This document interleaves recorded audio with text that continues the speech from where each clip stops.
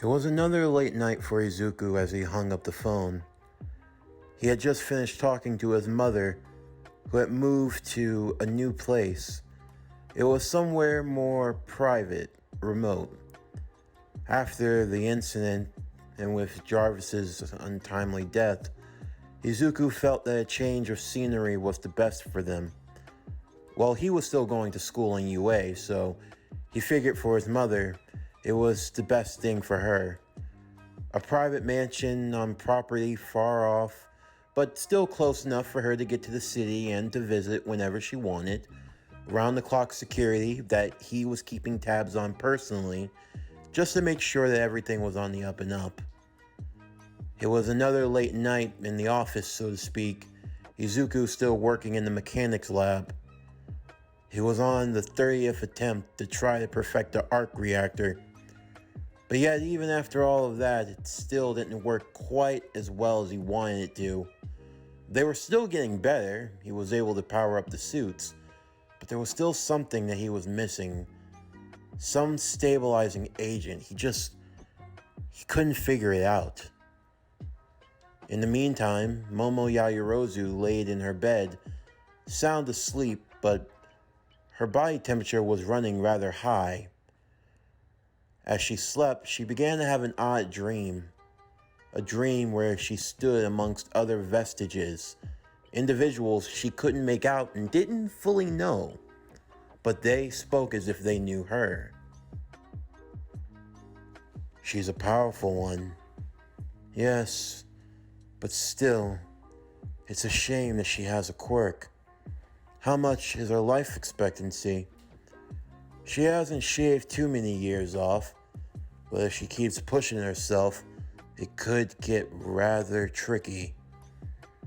Where am I? Be wary, young one, for calamity is nearly lying at your doorstep. Calamity? What do you mean? The power you possess is great, but not one meant for you. You have a noble spirit, a kind heart that cannot be taken away. However, if you do not find a change, all could be lost. Momo would awaken not entirely sure what that dream meant. She had spoken about it with All Might, the one of whom she had come the successor to One for All. In the time, she had managed to make the power her own, being able to use around 45% of it. It expedited her already impressive quirk of creation, and it mutated it to another degree. Originally, Momo Yaoyorozu had the quirk creation, and she still had it. It still worked in the same function. However, when it combined with One for All, it evolved, so to speak. As I've mentioned before, think about the hero Generator Rex from the show Generator Rex on Cartoon Network, and how his power works with nanites. Well, when you combine the creation quirk with One for All, you get an evolution of the creation quirk, that is nanite, thus allowing for Momo Yaoyorozu to make nanite constructs with just the will thought in mind. Powerful constructs indeed, on top of already having her creation quirk. It was as if it were an upgrade to the next level. However, Momo had been having some difficulties. Short of breath, having a high fever. She thought that maybe she were just coming down with a cold, but this felt like something entirely different. All Might tried to give his thoughts on the matter. There was the thoughts that the vestiges of those who had the quirk before still lived on even when the quirk was passed, although he had only vaguely seen them, and never once had he spoken to any of them before, or had they spoken to him. So for what Momo was experiencing, he wasn't entirely sure. In the meantime, Izuku would join with the Sir Night-Eye Agency. Night-Eye was pleased to have Izuku on board. His mind, intellect, his innovation for technology, it was truly astounding. Izuku had created drones that were flying all around the city, keeping track of anything while he was on patrol. For now, Izuku was using the backpack armor. It was most efficient. It was something he used to go to and from school, and it was his hero costume in effect. Now, he had two versions of the backpack armor, the black and gold and the red and gold. Red and gold is the standard suit that Izuku uses. Black and gold is a reserve suit that he keeps offshore, so to speak. It's basically a spare backpack suit of armor that he keeps just in case the red suit should be destroyed or malfunction for whatever reason. Out of any suit he had made before, the backpack suit was capable of self-flight and could be called upon by Izuku at any time. So the black suit was on standby in case Izuku was ever in the heat of battle, his suit got too damaged, and he needed to make a quick change.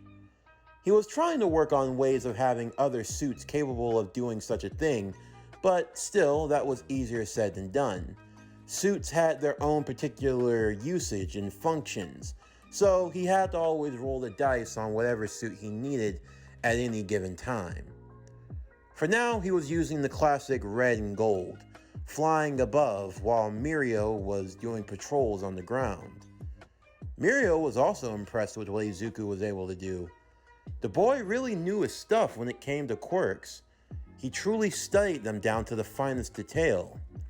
No wonder why the teachers had so much praise and so much trust in him. He was potentially the evolution of what a hero could be. For the better, and in some cases, for the worse. As Izuku went about flying, he would eventually stop when he saw someone coming out of an alleyway. A little girl wrapped in bandages, with a horn on the left side of her forehead. Izuku would land in front of her, doing so in a not-so-menacing way. The girl would step back in fear, but Izuku would calmly express that he was only trying to help. "It's all right. I'm not going to harm you, I promise. I'm a hero. You can call me Iron Man." Iron Man? Mm-hmm. What's your name? I'm Eri. As Izuku was helping Eri up, holding her, Mirio, who wasn't too far away, would come walking over. "Hey partner, what's going on?" "I'm not sure. I found this young girl here. I have no idea where she came from. I'm trying to figure it out." Eri. Izuku heard a voice from the shadows of the alleyway that walked forth into the light. "You shouldn't run off like that. You're gonna be troubling these heroes." Izuku and Mirio knew exactly who it was. The face from the profile. Chisaki, otherwise known as Overhaul, leader of the Shie Hassaikai. For Izuku, he was only thankful to be in a suit of armor, to hide the sweat that was pouring from his forehead. If this guy was here, he couldn't be good news. He could tell that Eri was holding on to him tightly. He was trying to think of his next move. Could they take him down? He didn't know what his quirk was, but maybe they'd have a chance. Was escape the best option? There were civilians all around. The Yakuza liked to move in silence, so was there any guarantee that he would do something drastic? Would he take a hostage? Would he try to attack all the people around him? He knew that he and Mirio could probably escape well enough, but could he really put all these people at risk? Maybe he could give the girl to Mirio and take on the villain alone, but maybe he would just sidestep him and go straight for them. There were so many thoughts moving through his mind. Izuku had to think fast. Thankfully, the girl had layered clothing, just enough that Izuku, holding a palm to her back, slipped a tiny tracker into the fabric of her clothes. It was just thin enough that it wouldn't be seen by the naked eye, and it was buried and interwoven into her clothing just enough that it would still be functional. Izuku would kindly put the girl down, although he made sure to whisper just enough. "It's okay. I promise. I'll come back for you." Izuku would back away along with Mirio, the two bowing politely before moving on, as Chisaki would take back Eri. The two of them would immediately go to Sir Night-Eye, Izuku explaining everything that happened and how he had placed the tracker on the girl. "This is exactly why I brought you on board, Izuku. I knew that you would be invaluable to the case. If the girl is close to Chisaki, then this means we now have a way of tracking them. We'll have to get on it as soon as possible. Is there any way that you can have us be able to keep track as well?" Izuku would set up the computer inside of the office, and from there they would have to get to work. But still, Izuku wondered, had he made the right decision? Was that the best choice? Should he have just taken off with the girl and just rolled with the punches? There was no way of knowing. Too many things he couldn't calculate. He honestly hated being in a situation like this, where you had to roll the dice, not knowing what could happen.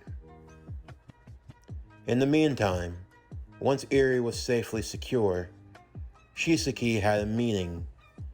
Inside of the compound, in a room, there were two sides, two couches, 10 individuals. Chisaki sat on one side with his group behind him, and Shigaraki with his own. Behind Shigaraki was Toga, Twice, Mr. Compress, who had recently gotten a new arm following the scuffle they had before, which resulted in the death of one of their comrades, Big Mag, as well as Dabi. And with Overhaul, he had some interesting individuals as well. These are some of my contemporaries I've called in. They have unique skills, and I thought that they would be good for the organization. Allow me to introduce Madam Mask. This is Death Dealer, Ghost, you're familiar with, and the Hobgoblin. "I see," Shigaraki would say. "You look like you're doing well, Ghost. No thanks to you. We had a deal. In exchange for my services, you would bring her to me. Well, you saw what happened. Things don't go quite the way you want them to." "No, not at all. Besides the fact that your master couldn't deliver on what was promised. I'm surprised you even have the gall to still sit there." "What was that? If you got a problem with me, we can take it outside. Now, no need to bring up old hostilities. We're all supposed to be allies here, aren't we? Working towards a common goal. And what exactly is your goal that you would need the League of Villains?" "It's simple. I wish to control the world, no different than you. But you need power, money. Money is the key to everything. It's always money with you all. You know, a wise man once said, money is a superpower, especially when you have enough of it. We live in a day and age where the man with the most money has the most power. It's not about quirks, it's not about weapons. All those are secondary to money. Wouldn't you agree? You have enough money, you could buy any weapon or quirk you want. You have enough money, you could buy yourself out of any situation. Heck, some of the most powerful people in the world never have to lift a finger, simply because they hail to the almighty dollar, or yen, Rio, whatever form of currency you like to use. It's all the same. You have enough of it, you have enough power. And I'm looking to take back that power. The heroes and the villains of this world, they go back and forth creating a mess. It's a sickness. And, like doctors in the modern age, tell me, is there more money in treating or curing? You know the answer. That's why I've created these. A bullet that takes away a quirk, along with the cure that revives it. You simply give this to some villains looking to make a name for themselves.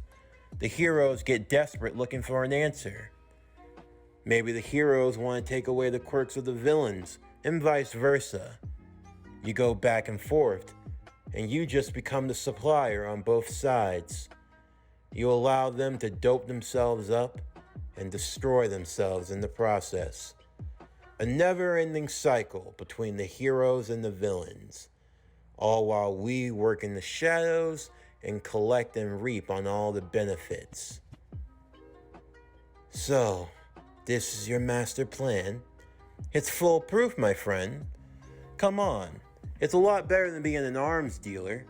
This is worth more than any semi-automatic or any missile you can get your hands on. The power to take away a quirk. You take away someone's identity. Heck, most people in this day and age, they only tie their identity to their quirk, for better or for worse. Imagine some upstart hero who has a quirk, who's so powerful that they could do anything. And then, in the blink of an eye, you take all of that away. They're reduced to being nothing but a human. A weak, powerless human. Do you think people can accept that? Do you think people can accept that new state of being? It would drive them insane. They'll do anything to get back to where they used to be. And that's where I come in. The miracle worker. The guy that can give them something that no one else can. And they'll pay top dollar for it. They'll pay me with anything that's of value. And you continue the cycle on both ends. It goes on and on and on. They destroy each other. And you reap all the benefits. A world where you control everything. The flow of humankind itself, all in the palm of your hands. That's what I'm trying to sell to you. And that's why I believe our organizations could work well together. Is that right? Very well. Would you give me some time to think? Of course. Although I would like 2 of your members to stay behind. You know, don't need you running out on me and things like that. Whatever. Twice, Toga. You guys sit put. I'll be back. The 2 would do as told. For Chisaki, he felt like everything was coming together. The vision was starting to be pulled into one. He had all the power, everything in hand. It was all moving accordingly. The next day, in the early morning, Izuku would be at a private hangar in Tokyo. A private jet was getting ready to take off. Is this thing ready, nerd? Yeah. Thanks for doing this on short notice. I really appreciate it. Yeah. It's not like I got anything better to do anyway.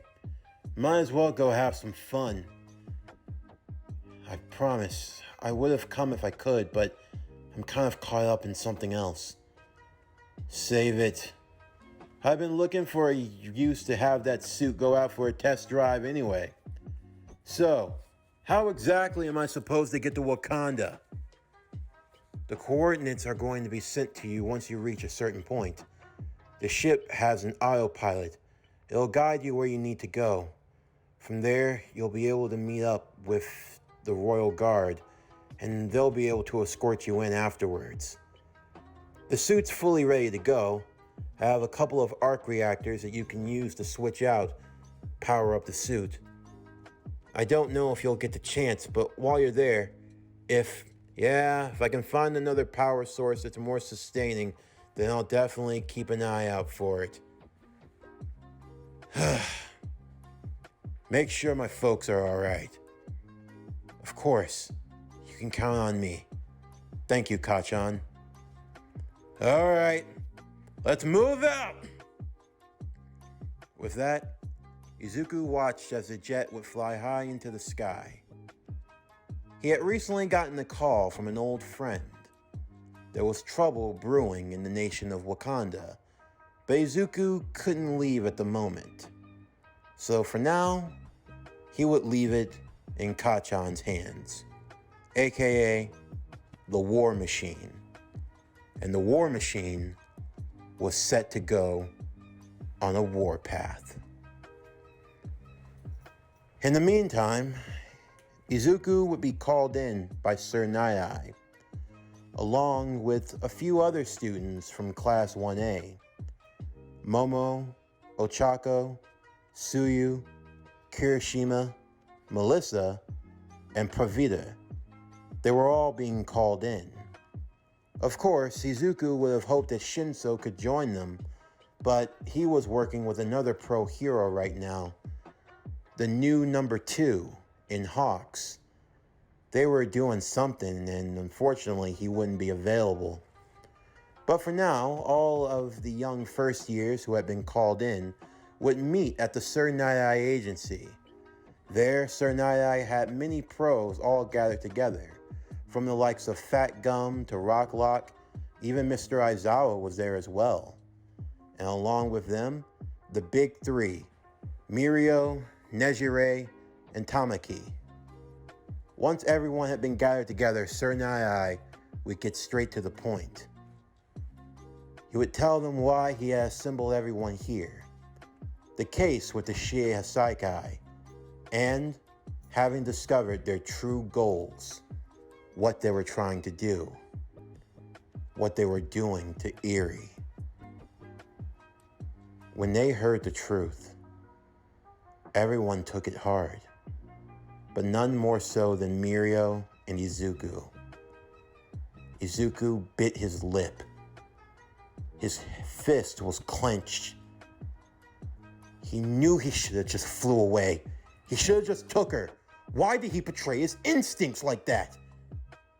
And for Mirio, a guy that was supposed to save 1,000,000 lives, and yet he just let a little girl go right back into that travesty. Rocklock would voice his displeasure, especially when he found out that Izuku and Mirio had the girl. You guys could have just took her and gotten away. So what was the point? Come on, you can't be making mistakes like that. It's not their fault. And besides, it's thanks to Izuku that we have more information than we could possibly ask for. He placed a tracker on the girl, and we were able to find where they're located. We haven't had to waste nearly as much time or manpower. We already have the warrants, and we're set to go.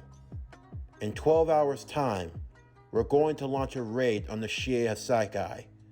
Before they even have a chance to counter, we're going to blitz them in one fell swoop. We're going to take the compound and bring all of them in. And we're going to save the girl. Izuku was more than ready to go.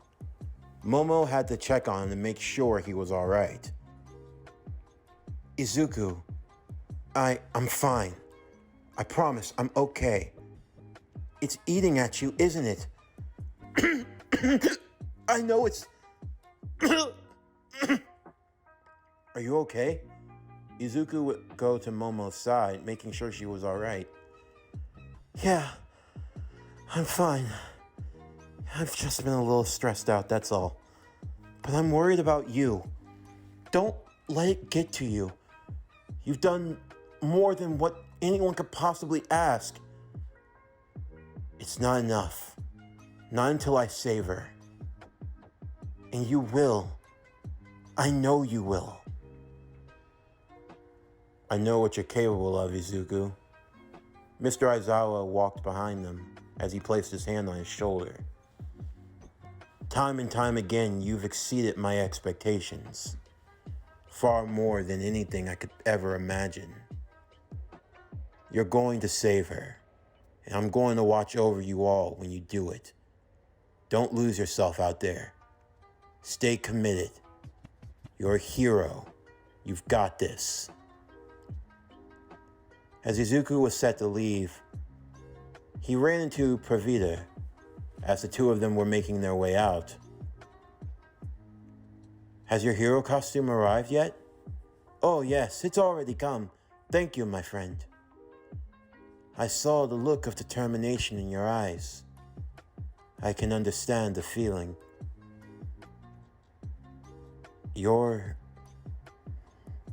I assume you know about my situation before I came here. Yeah, that bridge. Yeah, I saved her. A little girl that got trapped. But honestly, it's not because of what I did.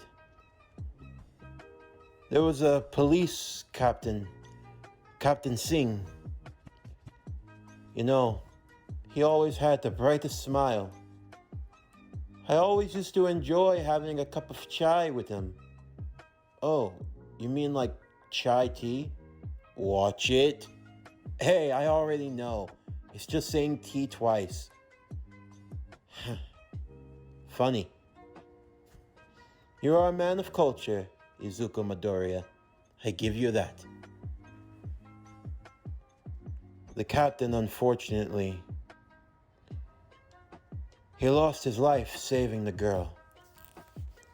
I tried to get to him as fast as I could, but I wasn't fast enough. They said it wasn't my fault, that I only had a provisional license. There was nothing I could do, but I don't believe that. No matter what they say, I always know that whenever I put on the suit, when I put on the mask, I am the one that's responsible. It's funny. It seems my life is always with that lesson. But you know, my uncle once told me, with great power, there must also come great responsibility. I didn't know what he meant at first, but I assure you I know it now. I guess what I'm trying to say is, I have never met anyone, no more so with a courageous heart than you. I see that you take a lot on your shoulders. You try to bear many burdens. And it is commendable, but you shouldn't bear it all alone. You have comrades that will stand with you. I do not know if it was fate or destiny that brought me here. I know that you had your own recommendations. But I like to think that this is the start of something new. I've seen a lot in my short life, more than maybe anyone could possibly imagine. And despite it all, I'm only left more determined to save as many people as I can. I feel like it's my destiny. And good or bad, no matter what may come of it, it's one that I go to willingly. We will save the girl. I promise you. I know.